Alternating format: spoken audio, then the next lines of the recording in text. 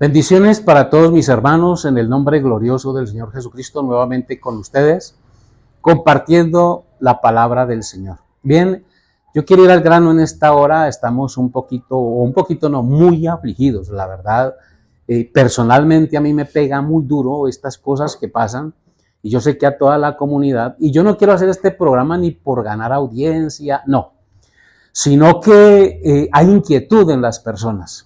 Estamos tratando aquí un caso muy cerca aquí de nuestra ciudad, aquí en Candelaria o el corregimiento de Villa Gorgona, donde una niña, Sofía Delgado, de 12 años, fue raptada y asesinada.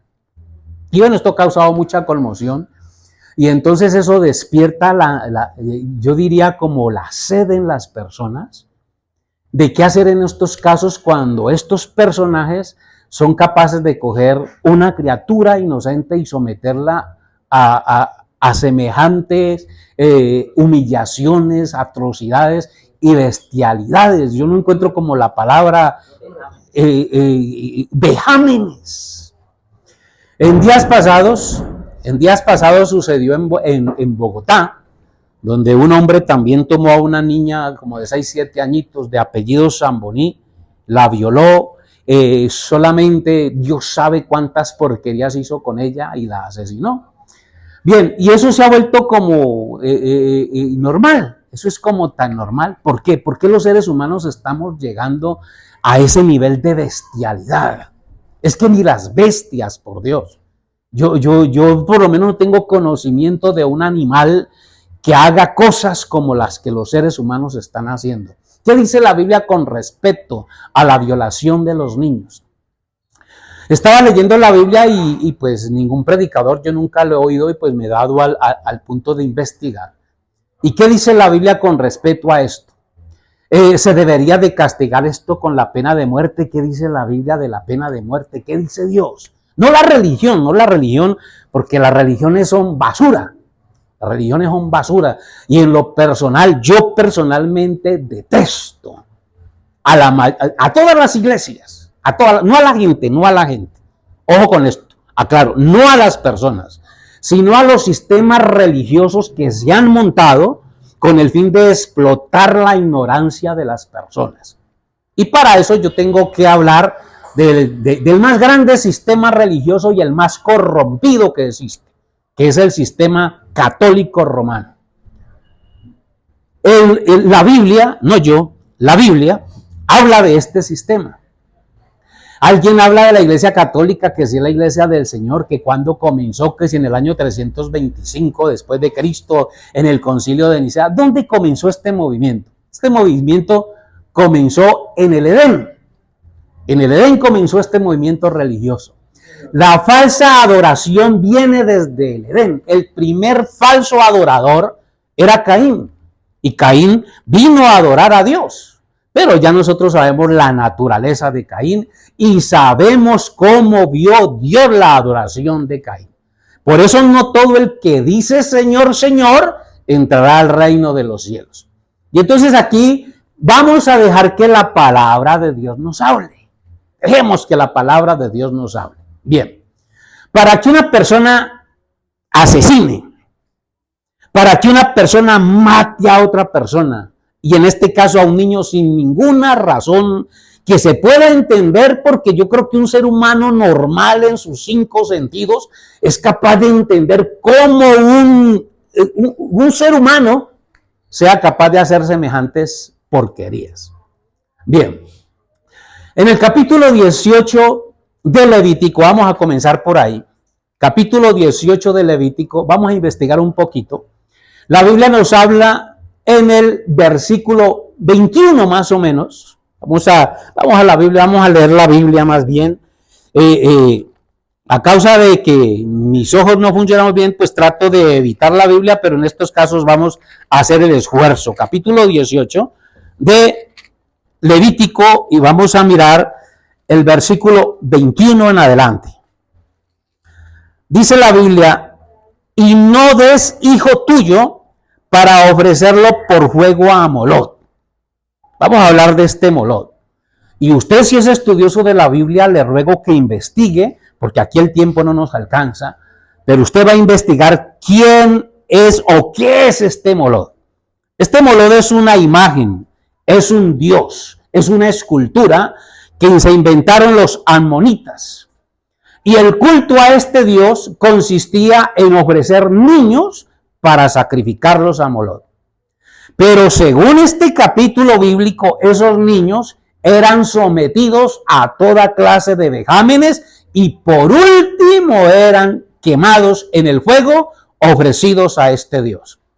Según estudios históricos, Molod era un ídolo hecho de bronce, coco por dentro, y había sido construido sobre un horno. Este Molod tenía unos brazos extendidos como para recibir la ofrenda, y a este dios lo encendían y se ponía el rojo vivo porque era hecho de bronce, era hecho de metal. Y los niños los colocaban en los brazos de este ídolo para que el fuego los consumiera. Abajo de los brazos del ídolo había un agujero donde el niño caía y era consumido por el fuego. Pero ojo, que antes de que el niño fuese ofrecido a este dios, al niño le hacían una cantidad de prácticas que según el capítulo 18 de Levítico incluye actos sexuales. Porque resulta que el capítulo 18 comienza hablando desde las relaciones sexuales inmorales. Usted puede leer desde el versículo 1. Y no es casualidad que en esa lista aparece el culto a este ídolo Molod y están incluidos los niños aquí. Y entonces dice la Biblia, no des hijo tuyo para ofrecerlo por fuego a Molod. No contamines así el nombre de tu Dios, yo el Señor. Y luego dice, no te echarás con varón como con mujer, es abominación. Estamos hablando de los gays, de los homosexuales. Ahora bien, aquí estamos hablando aquí la Biblia está hablando de relaciones sexuales, incluye, es que dan ganas de seguir leyendo, Ojo. El capítulo 18 titula Actos de inmoralidad prohibidos. Y ahí la Biblia comienza a hablar de las relaciones sexuales prohibidas por Dios. Y en esa lista se encuentra el sacrificio de los niños a Molod. Después dice, no te echarás con varón como con mujer, es abominación. Ni con ningún animal tendrás ayuntamiento amasillándote con él, ni mujer alguna se pondrá delante de animal para ayuntarse con él, es perversión. En ninguna de estas cosas os amancillaréis, pues en todas estas cosas se han corrompido las naciones que yo he hecho de delante de vosotros. Es decir, que eran prácticas de los cananeos. Tenían relaciones sexuales con animales, hombres con hombres, con familiares, y ahí está incluido el sacrificio de los niños a Molod. Capítulo 20 del mismo Levítico, y leemos los primeros versículos. Capítulo 20 de Levítico, versículo 1. Habló el Señor a Moisés diciendo, dirás a sí mismo a los hijos de Israel, cualquier varón de los hijos de Israel o de los extranjeros que moran en Israel, que ofreciere alguno de sus hijos a Molod, de seguro morirá. El pueblo de la tierra lo apedreará. Y yo pondré mi rostro contra el tal varón y le cortaré de entre su pueblo, por cuanto dio de sus hijos a Molod, contaminando mi santuario y profanando mi santo nombre. Si el pueblo de la tierra cerrare sus ojos respecto de aquel varón que hubiere dado de sus hijos a Molod para no matarle, entonces yo pondré mi rostro contra aquel varón y contra su familia y le cortaré de entre su pueblo con todos los que fornicaron en pos de él, prostituyéndose con Molod. Aquí habla de fornicación. Y está hablando de los niños que se le ofrecen a Molod. Ahora bien, esto es una práctica que hacían los cananeos y que hacían los paganos y que la practicaban los romanos. Y qué casualidad que de Roma sale la Iglesia Católica. Y vamos un momentico para que veamos algo que sucede en el capítulo 18 de Apocalipsis. Usted puede leer los 2 capítulos en su casa, pero aquí vamos a leer el capítulo 18 de Apocalipsis. Me voy a quedar ahí porque yo quiero que hablemos de esta ciudad que la Biblia llama Babilonia y que todos los teólogos modernos saben quién es esa Babilonia hoy. Después de esto, vi a otro ángel descender del cielo. Estoy leyendo Apocalipsis capítulo 18 y el versículo 1. Después de esto vi a otro ángel descender del cielo con gran poder, y la tierra fue alumbrada con su gloria, y clamó con voz potente diciendo, ha caído la gran Babilonia, y ojo a esto que viene aquí. Ha caído la gran Babilonia y se ha hecho habitación de demonios, guarida de todo espíritu inmundo y albergue de toda ave inmunda y aborrecible. Ahora bien, aquí la Biblia está hablando de una organización religiosa. Esa organización religiosa, según la Biblia, es habitación de demonios y guarida de todo espíritu inmundo. Es decir, que las prácticas que vienen desde la antigüedad cayeron en esta organización y se practican. Yo les pregunto a ustedes, oyentes, yo sé que lo malo lo hacen todas las religiones, pero ¿cuál es la religión que en el mundo retumba por violación a los niños?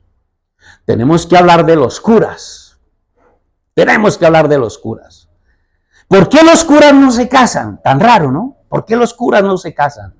Cuando la Biblia enseña que un obispo, que un hombre llamado por Dios al ministerio, debe de ser marido de una mujer, tener sus hijos en sujeción, educar una familia, capítulo 3 de Primera de Timoteo.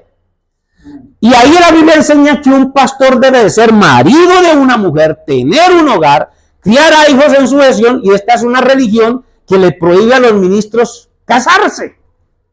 Uno dice, un hombre que tiene sus hormonas naturales de varón, ¿cómo hace para vivir sin una mujer? Pues porque está poseído por otra naturaleza, tiene otras inclinaciones, porque un hombre que se llame varón no va a renunciar a una necesidad natural que, bien dice la Biblia, no es bueno que el hombre esté solo. ¿Por qué será que no es bueno que el hombre esté solo? Porque un hombre que no tiene su compañera tiene que desenfrenar sus pasiones con lo primero que se encuentre, y en este caso los niños han sido víctimas. Y la gente sabe de esto, ¿Por qué será que bautizan los niños ahí cuando la Biblia ni siquiera habla de bautismo de los niños? Las personas le llevan los niños a estos personajes, y qué tristeza que en estos días estaba leyendo una noticia en el Canadá. Y es más, por ahí en internet aparece uno de los responsables de esta masacre en el Canadá. Tomaban niños de los indígenas canadienses que eran llevados por su pobreza y miseria a ciertos orfanatos, donde los sacerdotes abusaban de ellos y a muchos de ellos asesinaron. Eso está en las noticias y eso lo sabe todo el mundo. Y qué raro que la Iglesia Católica de esto no dice nada, el Papa relajado de esto no habla, y nadie es capaz de hablar de estas cosas porque les da miedo. Miren, esto de hablar la palabra y de predicar el evangelio no tiene que estar resuelto a morirse por las causas de Dios. Ahora bien, capítulo 3 de Primera de Timoteo, vamos un momentico a la Biblia y dejemos que sea la Biblia la que hable. Estoy hablando con el pueblo católico, ignorantes, ciegos, que a ustedes los cogen los curas y les da vuelta seca. Y ahorita que han estudiado y que saben Biblia, porque yo he visto por allá unos curas que hablan de Biblia y desafían a unos pastores que tampoco saben nada de Biblia. En estos días estaba escuchando un diálogo de un pastor con un cura, y el cura le decía al pastor, a ver, pastor, muéstrame en qué parte de la Biblia está que solamente son las Escrituras, a ver, que solamente hay que creerle a la Biblia. ¿Dónde está eso?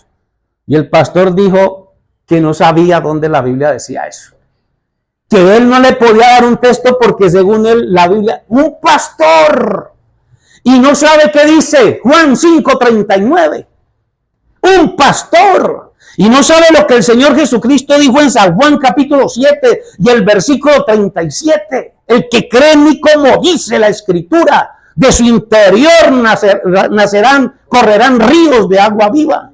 Escudriñad las Escrituras, porque ellas son las que dan testimonio de mí, dice San Juan 5:39. Y este pastor dice que no tenía textos para probarle que es la palabra de Dios, que es esta Biblia la que establece la manera de adorar a Dios.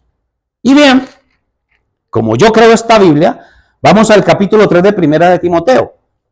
Primera de Timoteo 3 dice, verso 1, palabra fiel, si alguno anhela obispado, buena obra desea.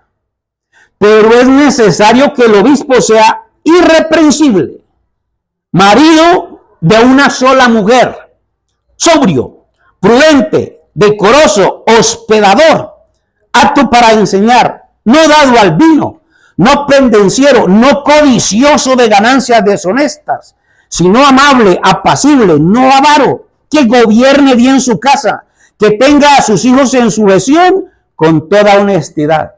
Aquí la Biblia dice que los pastores, que los ministros, que los obispos deben de ser casados. Pero aquí el apóstol Pablo, ya por el Espíritu Santo, sabía lo que iba a pasar unos días después. Pasemos al capítulo 4 y el versículo 1 del mismo libro, 1 Timoteo 4:1.